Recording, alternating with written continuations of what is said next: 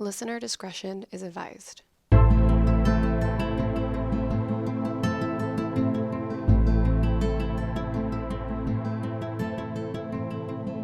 Hey everyone, welcome back to the I Should Totally Be Dead Right Now podcast, where we tell true stories of survivors of true crime, natural disasters, and everything else in between.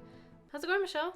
It's going good. It's going good. Good. Yeah. So it's what? warm and gorgeous outside, Yeah. and so there's nothing wrong with that. That's right. Mm. I will let the listeners know, though, when this comes out, you will actually be going into surgery right now. It's true. Yeah. It's true. The very morning. It is. Oh my God. It is my very first surgery. Yeah. So I'm a little bit nervous, and I've got some other friends who were sure to tell me that sometimes people wake up in surgery. Oh my gosh, it's terrible. So I had to have a special powwow with my doctor. Aww. He Sad. told me in all 35 years he's never had anyone wake up. Good. So Well, that's great to hear. I feel a little bit better about it. That's good. And it is only going to be like an hour and a half. Yeah, it's a quick and simple procedure on my ear. Okay. So, I mean, we're not getting too invasive. But Right. They're going to clean Still up your my head. Yeah, it is my head. I guess I'm going to come out with he was like, you're just going to look like a friggin' brain surgery victim or something. my I don't know gosh. if victim is the word. Brain surgery victim? Oh my gosh. God. No. Okay. Well, good. Okay. No, I guess I'll have like just all kinds of gauze and everything all Right. around my head for about a day.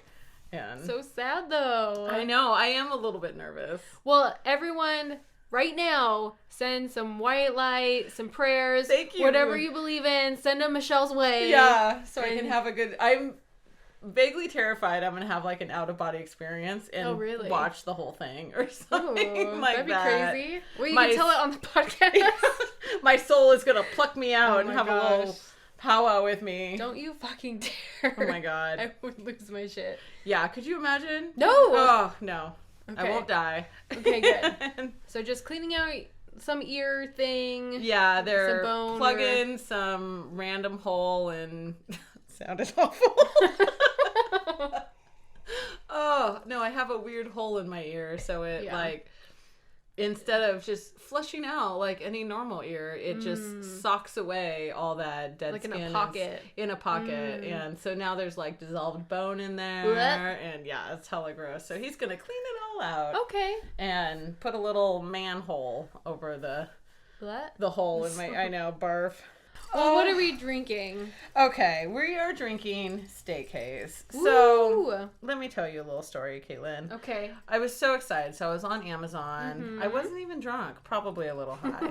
But I was like, we had such that butter beer, like Mm-hmm. that Harry Potter butter beer cocktail. And I was like, that was so delicious. I want to try to find more.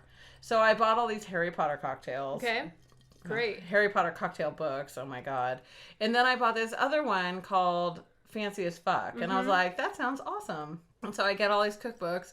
And turns out I was not excited about a single one of them. So this was sort of the one that I found in the Fancy as Fuck, which apparently is based on a TV show on I Bravo. haven't heard of it. It's like a reality show. And there's like Oh. at least 7 seasons. There's a Oh, bazillion wow. seasons of it. It's But popular. yeah, so that is what it's based on. I think it's called Fancy as Fuck, the name of the show. Well, that makes sense. Don't quote me. Okay. Okay. But we found this one in there, and the main reason I picked it out is because it was made with Campari. Yeah. Hopefully that's how you say it. And I've always wanted to try it. It always looks so delicious in all the photos. And turns out it is not delicious at all. No. It's like bitters liquor Yeah. or something. I don't even know. So it's bittery and herbal and not sweet at all. But this one, I think, it ended up being okay. So Oh, it's very drinkable. But it is drinkable. Not for a second round. Yeah, we ended up making something else for a second round. Yeah.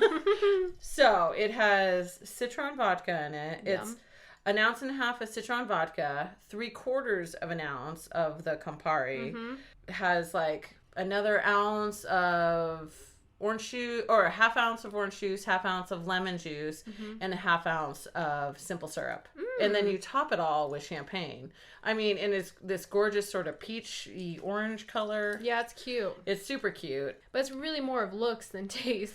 Yeah, it's very not sweet at all. And so we ended up adding a little bit more orange juice and a little bit more simple syrup. And then it kind of became a little bit more drinkable. Mm-hmm. But then we just ended up with screwdrivers made out of the citron vodka at the end. That's good. All right. So you got a story for us? Yeah. I do. Yes. Is this going to be a story that's going to depress the shit out of me?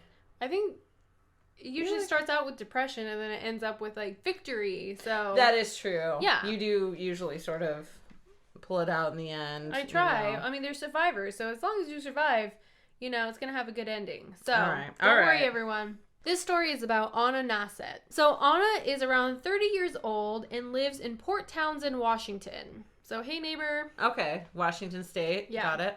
She owns and operates an art gallery, and that was her dream. Oh. So her own art is in it, and she just runs it. Fuck yeah. So she's really, really well known in the community. Okay. And on November 2011, a man comes into her gallery, and he is wanting to submit his artwork to be in her gallery. And she's like, okay, gave him her business card and such. He even made her like a little painting, just like a sample, I don't know, something like that. Okay. And she's like, okay, great. And then he left. She didn't think much of it because she's an art gallery, so a bunch of artists come in and submit their artwork. Gotcha. Drop off samples. Yeah. Yeah. But then the man started to call her, began messaging her on Facebook. Mm-hmm. And then these messages started getting pretty personal, just about her appearance, and then it goes back to artwork. It was very chaotic. So is it like, hey baby, you're hella pretty? Or is it, hey baby, you got kind of a weird nose? Like, what sort of things was he saying? It was more, she's very attractive. Okay. He was very attracted to her, but then he went back to art stuff, so it was just very chaotic. Half hitting on her, half business. Yeah, but then he would bring up the different places that he has seen her from. I saw you here, like out of the art gallery, and I saw you at this restaurant. Yeah, I saw you at this bar. Mm-hmm. And oh gosh. He even tried to send her a handwritten letter, but it never got to her because her address was private. So I guess so he couldn't quite get that to sender. far. Yeah. He even wrote to public officials about her. Like, he was contacting different people just about her. What? Isn't that weird? But it, like, I want to know, do you know what context, like, what he would say to these public officials? No. It gets more detail a little later. Okay, so but tight. Yeah. She didn't know his name, so she called him Jeffrey.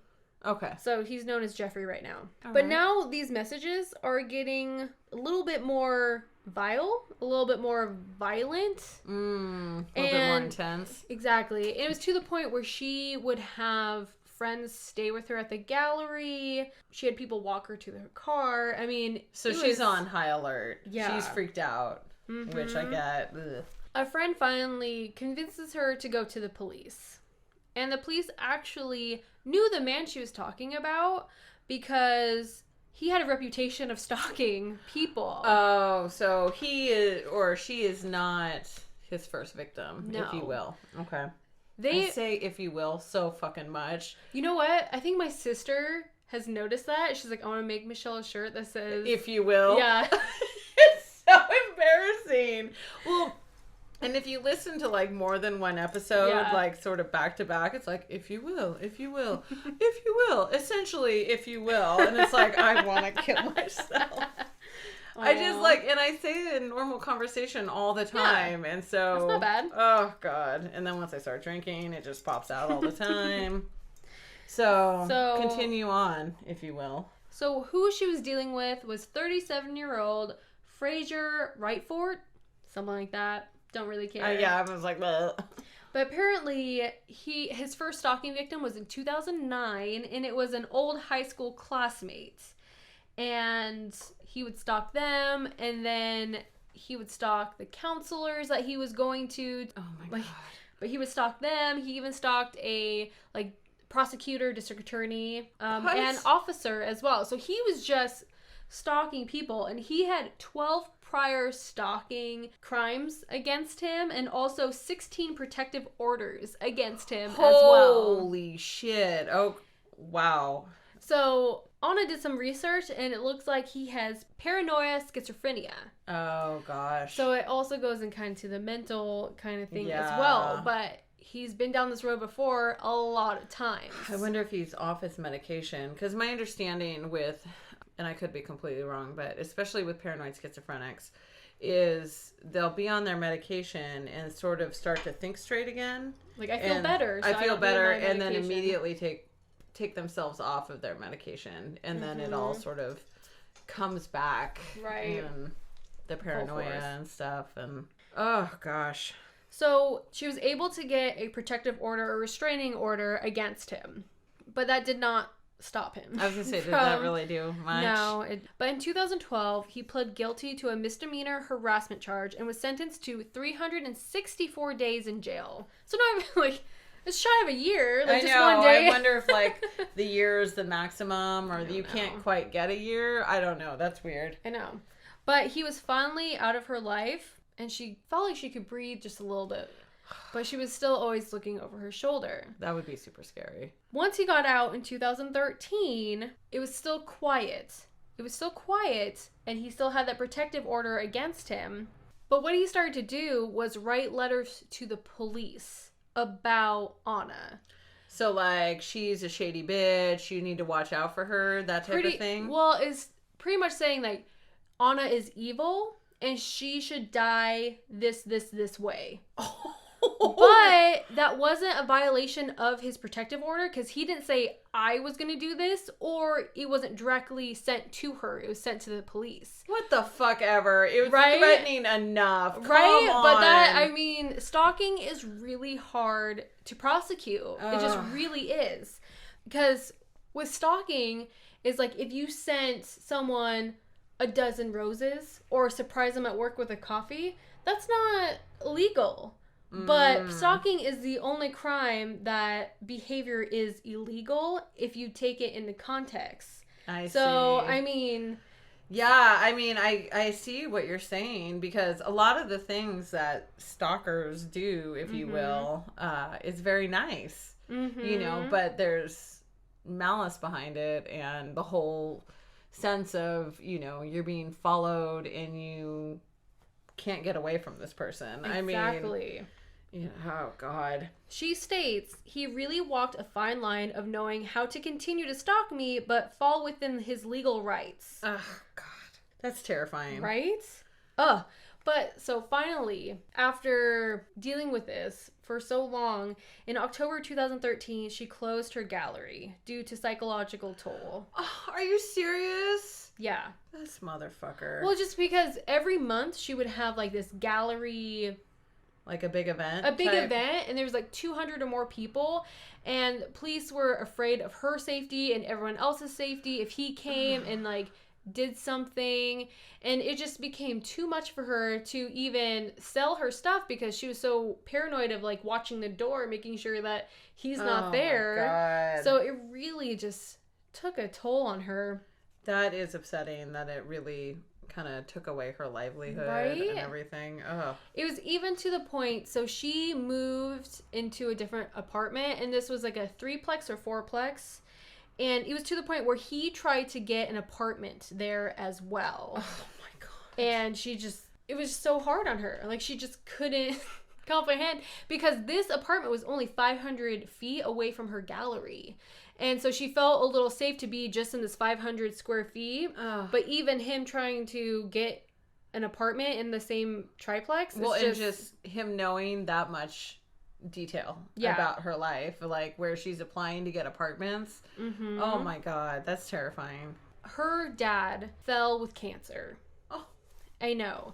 And it was kind of like a fast cancer. So she went back home to Ohio, and she was helping with her dad, but she was able to be independent. Like, she felt a little bit... She could breathe the free air again because she's Yeah. in a completely different state. She was able to go grocery shopping without my him gosh. being there. She was able to go on a walk in the evening without him being there. Like, felt so great. So that's when she went back to Washington, he took her to court to get the protection order lifted. And did that work? no. The judge was just like, no way. And if you try this again, I will put you in jail. Good. Thank you, Judge. Yeah. So, like, she was saying, like, stalkers actually use the justice system to get closer to them, which is, like, these little hearings and whatnot. I hear a lot of stalking cases. Like, they try to get help and they try to get protection, but they can't. Like, the stalkers are kind of slippery and obviously using the justice system. And then, unfortunately, it often ends in death. I mean, oh, God. So she actually moves to Vermont. Okay. So, and she starts a job in the restaurant industry. She is kind of struggling with work because once he found out where she was, she had to let her work know about what's happening, and she has gotten fired before because of Are it. you fucking kidding me? So it's just like she can't win.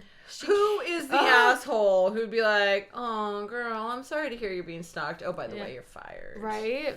Like, I mean, I'm sure, of course, that's not how it played out, but that sucks. I mean, he's like taken her whole life from her at this point. So she goes to the police in Vermont, and they say there's nothing they can do. And so she is alone in Vermont. Oh my God. Lost and don't know what to do. But it was not long after that when the Port Townsend from Washington, her town, the police contacted her and said that her stalker was arrested again. And the prosecutors decided to pursue stronger charges against him.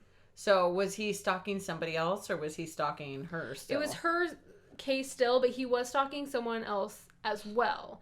So he was not, it just wasn't a one-person pony. My God. But, like, as if this shit isn't already terrible, but to find out you're not the only fucking woman. Yeah.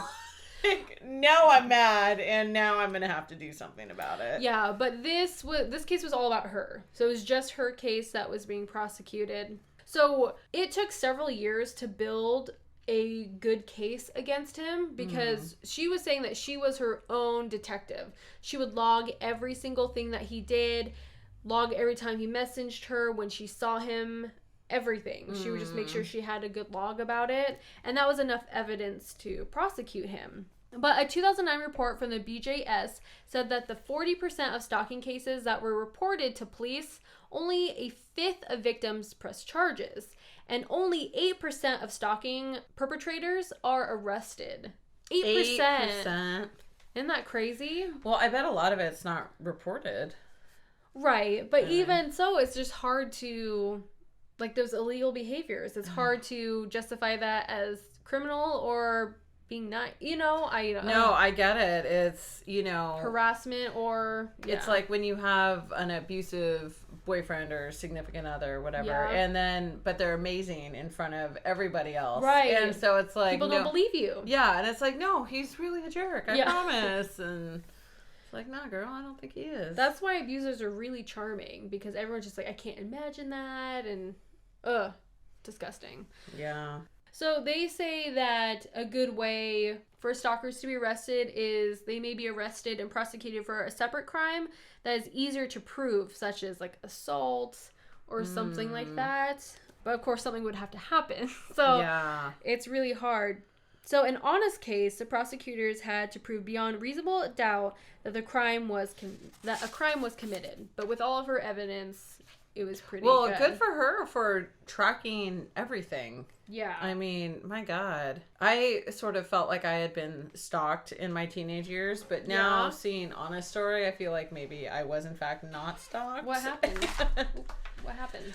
Well, I had a guy who I went to high school with, and... I don't know, apparently he liked me a lot, and he would, like, wait outside for me when I got off work a lot, and he would call, back in, my high school years, I had my own private line. It was before cell phones. Yeah, no, I was hot shit. And he would call all the time on that, and there was a couple times he called while pleasuring himself. Oh my gosh. Yeah, and I was like, like, ugh. And then, so he sort of went away for a while, and I was like, hooray.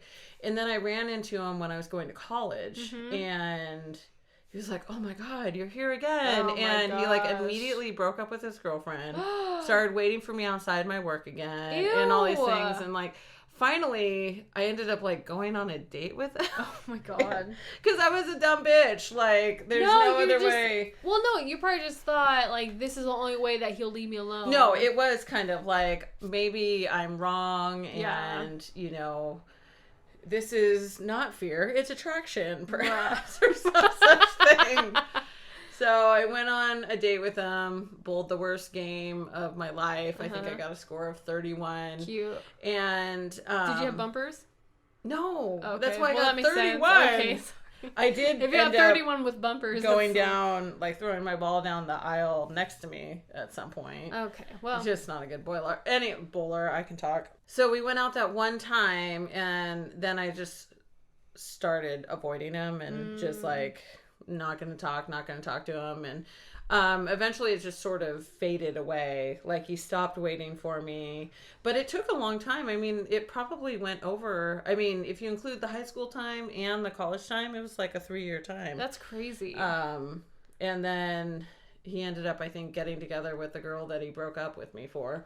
Or broke up with her for me. I don't know what the fuck. Anyway. Still, it's scary, though. No, it was a little, like, all of the... It's just like, if you're at work, you're just getting anxious because you know he's waiting outside for you. Yeah, That's awful. and I would have people, like, walk me to my car and Yeah. things. And it's like, hey, how are you doing? I don't actually want to talk to you, but I'm just going to go to my car and try terrible. to drive home as quickly. But, of course, he knew where I lived. He had my phone number. He knew all that. And it was super creepy for a while, and I did not enjoy that. Well, I'm sorry that happened. Well, and all the calling and the weird breathing on the other line. Oh, yeah, it was very Girl, upsetting. that sucks. I'm Yeah, sorry. It was pretty gross.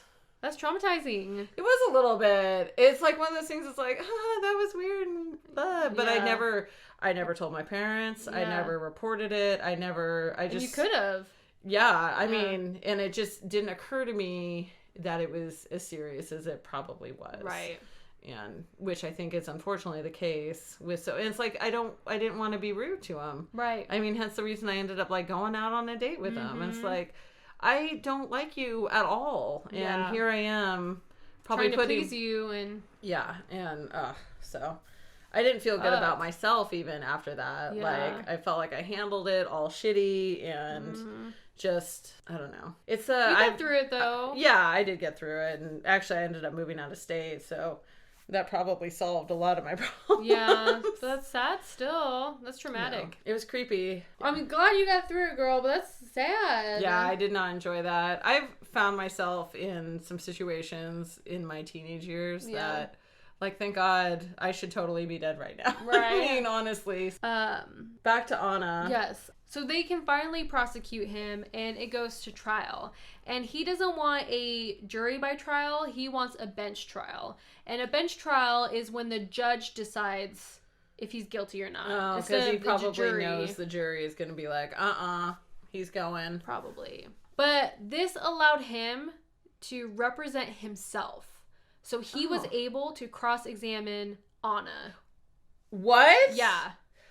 Oh my God. That's So crazy. I know. Was he like, why don't you love me? Why don't you love me? So Anna was so overwhelmed by this that she was getting physically sick Oh. that they even put a bucket or trash can in the witness stand for her just in case that she got sick again. She said it was literally hell. And she was testifying for 8 hours, and her prosecutor said that was the longest he has had anyone testify before. This guy was probably like, she's under oath. I'm going to get everything I want answered. So what she did, though, is she never looked at him. She only looked at the judge or her prosecutor, like the prosecutor. She never looked at him, and that really kind of frazzled him. Because he wanted that attention from her, and she was not giving it to him. All right. So he started off strong, but then he kind of went off in tangents and said that she was responsible for like 9/11 and all these different terrorist attacks. Dear. Yeah, it started going off really wild. So she felt good about kind of rallying him up.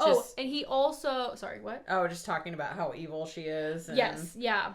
And then he would be talking about, before she even worked at the gallery, because she, like, lived close to his dad's, like, office or something like that, and that was in 2008, and he didn't go into her gallery till 2011.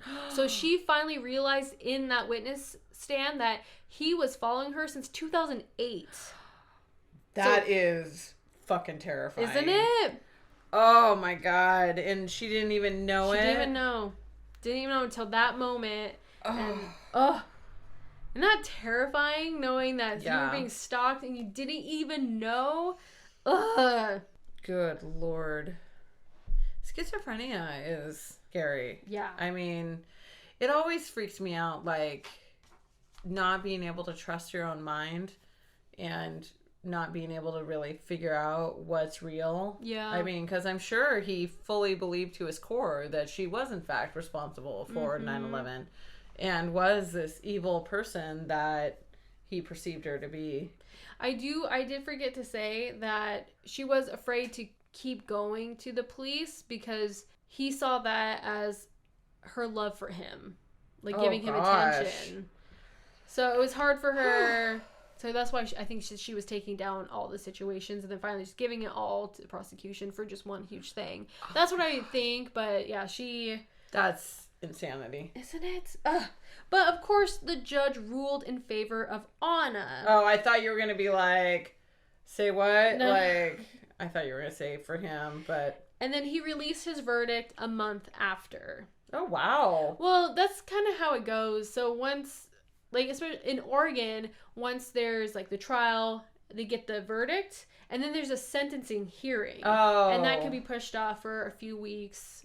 So that's normal. Oh, okay. Yeah. So it's not like they held off the guilty or not guilty for a month. It was just how long are you going to be in prison for? Correct. Yes. Okay. So he was guilty, and then it was just the sentencing hearing that they pushed off because that's usually what they do.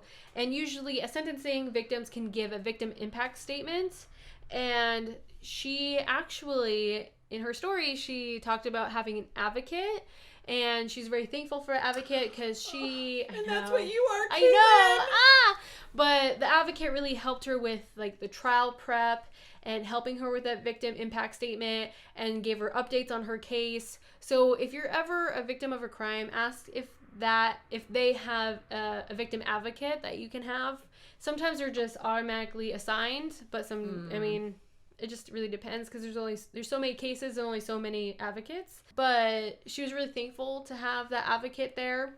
I imagine it would be nice to have someone that can sort of walk you through what the process is going to be there with you, you know, regardless. I mean, they can't really do much as far as like step in on your behalf or something like that, but they can be there for you the whole time. Absolutely. And advocates really want to make people comfortable. I had a child victim, and I took them into the courthouse with the district attorney and kind of showed them like where you're gonna sit, and it's just a room, and try to make them more familiar with that environment. We do whatever we can to make people feel comfortable and safe. God damn it, Caitlin. You're such a good person. But they also get to do a victim impact statement. And that's what Anna did. And she actually, since she was in Vermont, she got to video in and read her impact statement. So she wasn't actually there in person, but she was able to phone in. So that was good. And especially the space, I'm sure, was great. But she quoted, "When the judge said 10 years, I lost it. I basically kicked the chair from behind me and I collapsed onto the floor, not even sobbing, but the gasping for air. I couldn't breathe once I realized what has happened." Okay, so she hella happy he's going away for 10 years? Yes. Okay. She was just... Or is she devastated that it's only 10 years? No. She was so happy because it's like this nightmare can finally get put to an end. Because a year... It's actually not that long. But 10 years, that's actually some breathing room to actually, enjoy your life. I would move again, probably out of the country. I would set up a new life in Norway or somewhere. Not Norway. Wink, wink. Not Norway. That's funny. But this actually inspired her. So she actually went to like a advocate academy kind of learning the resources and such like that. She didn't become an advocate, but she did start the Stand Up Resources. So it's standupresources.com, and it's pretty much like resources that advocates can give, and she can even train people. And she said this is her decade of freedom. Ugh. So she really is embracing that. She's traveled all over the country. She does tells her personal story and also trains. Her last one actually was April 13th of this month. Oh, hot damn. And she spoke and shared her story with a community college in Pennsylvania. Okay. So she's been to different like military bases, different colleges. You can even get her for like your office. She knows firsthand, like she has experience about what to look for and how to get help and giving those resources and having those advocates. So she's just all about helping victims. Oh, that's amazing. Isn't it? It's so great. So she was really happy that she can do this work now. I mean, because the gallery was her dream job, and unfortunately that had to Come to an end. I mean, yeah, it had to come to an end. Because of one fucking prick. Isn't that terrible? But I think she found a new love going through this, and that's, to help other people. I was like, who? What's his name? Oh my god. Helping people, whatever, just people Caitlin. in general, Michelle. I want to know about Alexander. But actually, she was on the other podcast, Strictly Stalking, and so I heard some of her interview on that as well. And it's just great that she is doing so well. So That is great. Check out her website, book her. It's amazing. I mean, could you imagine overcoming all that? I could not even imagine being afraid to like just be in my own house, to be at work, to go to the store. And it's just, she couldn't go anywhere without him just being there. It's just frightening. Like, you always had to look over your shoulder. She said she still will always probably look over her shoulder, but it's not as drastic. Well, and once that 10 years starts coming to a close, yeah. Oh my goodness. Like I said, I'd probably be outie. Goodbye, United States forever. Yeah. I'm never coming home. Terrible. But I'm glad she's doing well. Are there many? There's got to be a lot of female stalkers as well. It feels like... like... sure. I think anyone could be a stalker. I mean, there's you. I'm just kidding. I'm just kidding. Nailed it. No, I definitely think... I mean, I really don't know. I don't know the statistics, but I don't know if this is just like a male-dominated crime or if it's like 50-50. But I could see... I've heard some stories of females being stalkers for sure. So yeah. I think... I don't know. Oh, I wonder what it is that sort of switches in your head that is like, she's the one. Mm-hmm. I'm going to go after her. But I find it interesting that he had multiple ladies on the line, if you will. And yeah, I find that surprising. I do too. I usually thought it was just like one, that's it. But he had multiple. So it just... He was just obsessive with all the ladies. Yeah. They found... I mean, she even said that a few of his other victims kind of looked like her, but some didn't at all. So he didn't like really have a specific type. No. It's just... I just like this lady now. Yeah, it's weird. Oh, God. Weird.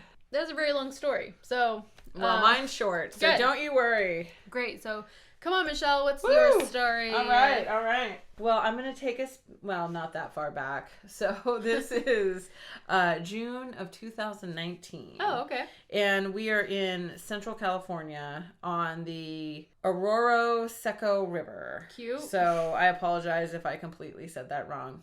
So this story is about Curtis Winston and his girlfriend, Crystal Ramirez, and then his 13-year-old son, Hunter. Okay. So he is taking them out essentially on a kind of a whitewater rafting trip. Yeah, and so it's like a 3-day camping extravaganza, and it's route that he has actually taken before. Oh, that's nice. I think he took it like 7 years prior or something along those lines. But quite a few. It's a little dated, but yeah, it's a little bit dated, but he's done it before, so he felt really good and he was experienced and everything. So they head down, and the plan was there's a specific spot where you have to like stop your boat, and there's a small waterfall there. Oh. And you have to actually rappel down a little What? bit. Yeah, so I mean, this isn't like whitewater rafting for Michelle. This is whitewater rafting for people who like give a shit about whitewater rafting, I guess. So, and he did it before with like no problem. So he had all the equipment for this rappelling trip, and so all was going to be well. Okay. So they get there, and this is the afternoon of their third day of their camping trip. It's about over. But Winston could tell that something was not the same as it was years, like 7 years ago when he had done this before. He noticed that there was an increasing roar of the water. Like there was much more water, and it was going much faster than what had happened to him before. And so they get to the canyon where they're going to have to rappel down. Yeah. And they realize that the water is just coming through at such a tremendous force that there's no way that they can rappel down. Oh my gosh. Like there's just, the waterfall is just gushing over the side at a huge rate. There's way more water, and there's just like no way that they can do it. Essentially now they're trapped like in this ravine on top of this waterfall. Oh my gosh. Oh my and gosh. So they waded to shore, but it's like, well, what do we do now? I mean, there's no cell phone service. There's people who know where they are, but they're not expected for another few days, or and so they're just thinking like, shit, what are we gonna do? We're completely stuck. Like, so they did get to land. So yeah, they managed to get over to land, but now they're stuck. Winston sort of was Curtis Winston, I should say. I shouldn't call him Winston the whole time. I'll call him Curtis. Okay. Sure. Anyway, Curtis sort of had a little bit of good luck. So he heard some voices from the other side of the fall, so like down below. And so they were kind of coming up towards him, and so he was like, hooray, there's people. So he yelled and yelled, but alas, the force of the water was too loud. And so nobody could hear him. The water, the rushing water had completely drowned him out. So he's like, we have to get them a message. We have to figure out some way to tell them that we're stuck up here. So he ended up grabbing a stick, and then he pulled out his pocket knife, and he carved into the stick, help. Oh, wow. And he tied the stick to the end of a rope so people would understand that it's just not any stick. Just a stick. Yeah, just a stick floating down. Ooh, look at that cool stick. Yeah. Off it goes. So he tied it to the water, and he threw it over the falls. Okay. And unfortunately, it floated away into the completely wrong direction. So it wasn't going to head to the people whatsoever. Right. And so he's like, shit, that's not going to work. What can we do? It doesn't say shit here. That's my own improv. Okay, great. And so then he spotted his girlfriend's green water bottle. Oh. And so it's sort of, it has a name here, and I actually don't know how to say it. Nalgene. Anyway, her green water bottle. But it's sort of one of the bigger water bottles with sort of a like wide mouth. No, it's not a hydro flask. It's plastic, and it's clear. Oh, okay. So it's like a green, clearish plastic with a wide mouth on it. Gotcha. I mean, I guess it doesn't really fucking matter. But here we are. And so he carved on the outside of that, help. Like he scratched it into the outside. And then he remembered that he had a pen and paper. And so he actually pulled out the receipt of like from a restaurant. And he wrote on the receipt, 6/15/19, we're stuck here at the waterfall. Please get help. And then he shoved the note into the waterfall. Wow. And so he threw it over again, and this time it actually went where he wanted it to. So they chucked it over, and he was like, told his son, and that's all we can do for now. So what they ended up doing is it took them 30 minutes to sort of navigate back upstream to a beach where they had had their lunch like before. Okay. So they made it back there, and they made a fire, and they laid out this like blue tarp, And on top of the blue tarp, they used rocks to spell out SOS. Oh, wow. So it was actually pretty prominent. Yeah. There was like a picture of it. It's like, oh, good job, guys. Yeah. And so they just sort of hunkered down. They did know that this was an area for rattlesnakes and mountain lions. Ooh. So they decided to keep like kind of as big of a fire as they could keep going. One, so they could be seen, and two, they can keep away, predators in the night. And so they just they spelled out the SOS on the tarp, and the evening kind of wore on, and they actually placed one of their headlamps with a light on it onto the flashing, just in case, so it could be seen from overhead. And then they just hung out and waited. So around 10:30 that evening, they decided that they probably were not going to get rescued. Oh my gosh. Or at least that night they weren't going to get rescued. So they pulled out their sleeping bags. They stoked the fire once more so the mountain lions wouldn't come eat them in the middle of the night. Gosh. But then, just after midnight, they heard a helicopter hovering over top. Yes. And Curtis turned to his son and shook him awake, and he's like, "They're here! We're rescued!" So they ran over to the headlamp and started flashing at the helicopter. So they heard it, but it sounded like the helicopter was still searching for them. And so him and Crystal and his son, they were all waving and hollering. And then they heard the magic words, "This is search and rescue. Aww. You have been found." Oh my God. So they're like, ah. So what a relief. I know, my gosh. So the helicopter circled around looking for a good place to land. And then finding none, they announced to the three of them that they would not be rescued till morning, and you need to conserve your firewood. Wait, what? Yeah. So they we'll took off. Oh my gosh. It's like, sorry guys, there's no good place to land. We'll come back later.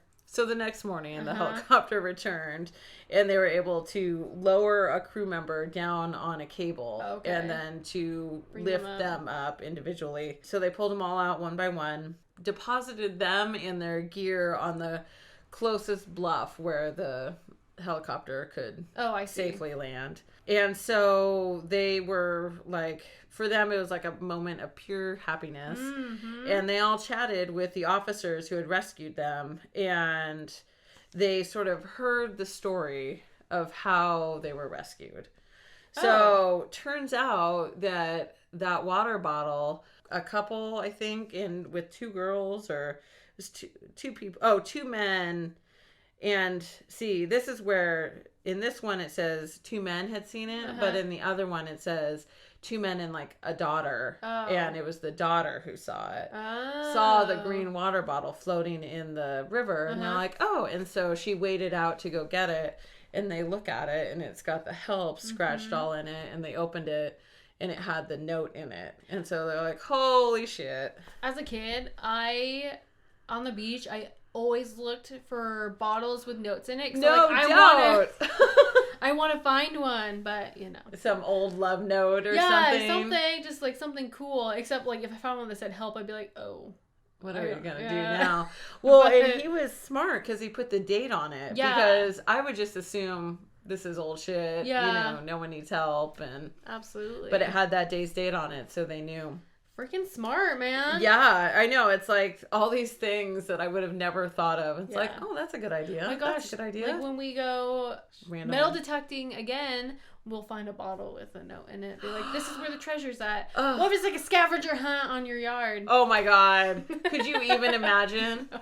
Joel has this he wants to hide stuff behind. We were remodeling our basement, and I think him and his friend had come up with this idea that they're going to just splash it with red paint, then says help me or something. Oh my gosh. So if someone came and ever remodeled, they'd be like, what the fuck happened? Oh my gosh. I was like, dude, you can't do that. Nah, man, they're going to end up taking out our whole house as evidence, or I don't know what. So we didn't do that. Okay. FYI. Great. There's probably some hidden shit somewhere. So the two men and the daughter took that note to the authorities, and they're like, we found this. Here you go. And this is where we found it. And so they were able to start the search and rescue to find him. Well, great. But they actually hadn't left their names. they just sort of turned it in and took off. And Oh, so they couldn't thank him? yeah, Oh, and I so see. actually a few days after this whole story broke and sort of the story of them being rescued due to a bottle floating down the river, one of the guys who found the bottle contacted them. Oh. And it was like, it was us. And so I guess they're planning a big barbecue to be able to like all hang out together and to be able to thank them. I love that. Yeah, he said that when they're all together, it will be one of the greatest moments of his life. Oh my goodness. That's so sweet. Yeah, See, it's just... humanity. Thank you. I know. You're not all stalkers. Right. Not all people. assholes. Aww. So that's the story of the message in the bottle. That's and great. the people getting rescued due to it. Yeah. So... That's a good story. I did think it was cool how he like scratched in on the outside and then also included a note. Oh. So he was thinking. He was That's thinking. really smart. I really don't like rapids since I had some bad experiences on So some you went rapids. under completely? I did, yeah. Ugh. But I think I already told that story. But the second time is because the water was lower. So you went again after you fell in the first time? Yeah. Okay, Psycho. Proceed with your story. So I fell in the rapids. Nick saved me. Thanks, love. And then the second time, we got... Because the water was a lot lower, but they were still rapids. So we got stuck on this huge rock, like sideways. Oh so we my had too gosh. much weight. So all of us... Most of us got out on this giant rock in the middle of these rapids. And then all of a sudden, the boat just lifted off, and they took off. So everyone... So you're stuck on the rock? Everyone jumped in the raft, but I was the last one, and I couldn't jump in time, so I was just left alone on this boulder in the middle of this rapids, and everyone is like down the rapids just looking at me like, what do we do? As you're slowly disappearing. No, they got to the side, so they're just trying to figure out what to do. Should they come back around and get me? Or I'm just like, I just have to go down these rapids on my back. But my little life jacket wasn't tightened. Like, I got a too big life jacket. Oh, girl, this story. So I sat in the water, and I kind of pushed off, but my life jacket, like, went up above, like, where my chin was. And I was like, oh, no. And then the water was so cold, I couldn't breathe because of my asthma, because life. Well, and so I was just, like, struggling to, like, breathe and, like, stay afloat. So I mean, I struggle to breathe, Yeah. and I don't have any issues with asthma. That stuff takes your breath away. It does. So I got back on the rock, readjusted my life jacket, and then just laid on my back and just pushed off and be like, it's gonna be okay. Oh my god, hopefully someone fucking catches me down the way. And so I'm just like floating down, and I'm just like, okay, things are going good. I see some vultures circling above me. I just watched the boats go by. Yeah. But Nick again grabbed me. You? Oh my god. Scoop me. Nick is like, this bitch again? Yeah. So She's we never haven't going again. We haven't been back since. Yeah, no My shit. friend group is just like, Caitlin. Just stay in the boat the whole time. You can be in the chase car. Yeah. We'll meet you at the bottom. You can give us a ride back. I just like had such a fun time the first few times, and when I fell off, I was like, ooh, scared. And then when I got stuck on the rock, I'm like, okay, We're done with this now. yeah, there's a pattern. I've never been down the rapids, if you It's will. fun, but get a guide one. But he was super smart. I would have never repelled down nothing. Yeah. I know. It probably would have been awesome, but I guess there had been like extra snow melt and stuff that he just wasn't anticipating. That just wasn't the case when he first went. We went floating down just like this river, and there was one part that it went down a little bit, like baby rapids, like not anything. But these people in front of us, they turned to me and said, someone died on these. What? And I'm like, what? And I turned to Nick, I'm like, I can't do this. I can't do this again. And People are Nick's just, I assholes. know. And Nick's just like, so Nick got out of the rapid, like got out of our, because we used yours. Out of our... The couple one, like the tube. Yeah, our 2 for 2. Yeah. And he just walked me through these rapids because it went to his waist. But Wow. I know, so he walked me through it, and he's like, see, it's okay. It's fine. But I was just so freaking out. Girl, you got a good man there. I Well know, done. right? Don't be like, He's very sweet. Sorry. Good luck, girl. Yeah. You go first. I'll watch. Yeah. He's very sweet, but no. Joel would help me. I he shouldn't would. say that. He would. He totally would. He'd probably like carry me down Right. or something. Just carry it all. Yeah. Everyone. Me, Aw. the 6-pack, and the float. Yeah. But those were good stories. So good gosh. job. I want to say Winston, but it's not Winston. No, Curtis Winston is Good his job, name. Curtis. Good job, Anna. And be safe, y'all. I know. Fucking stay away from stalkers. I guess stalkers, stay away from everybody else. Yeah, like It's really on you. You guys are jerks. seriously. Stay away from rapids too. Just Yeah, just it's don't not go. worth it. Just kidding. All right. Well, thank you so much for listening. We hope you enjoy these stories. Please follow us on all social media platforms, also any podcast platforms as well. You can check out our website at IshouldTotallyBeDead.now.com. What were you going to say? Oh, I was just to say, think of me in my having my ear folded over while you're listening to this. Michelle will still be in surgery right now, so No. all the good things. Send all the good things. Oh, All right. yeah. If we have a good video, we'll definitely. Please. Oh my God. Oh my gosh, please. It'll be for you only. Yeah. Okay, sounds good. All right. Thank you so much, guys. Bye. Bye.